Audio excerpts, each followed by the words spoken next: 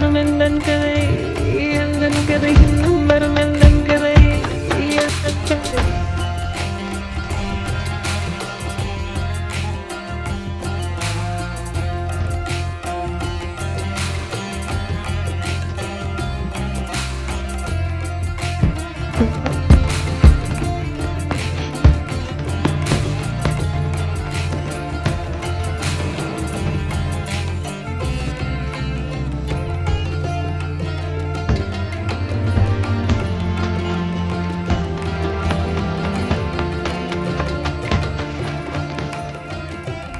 ഇത് വരാനുള്ള ഒരു പ്രധാന കാരണം എന്റെ നല്ല പകുതി ശ്രീമതി.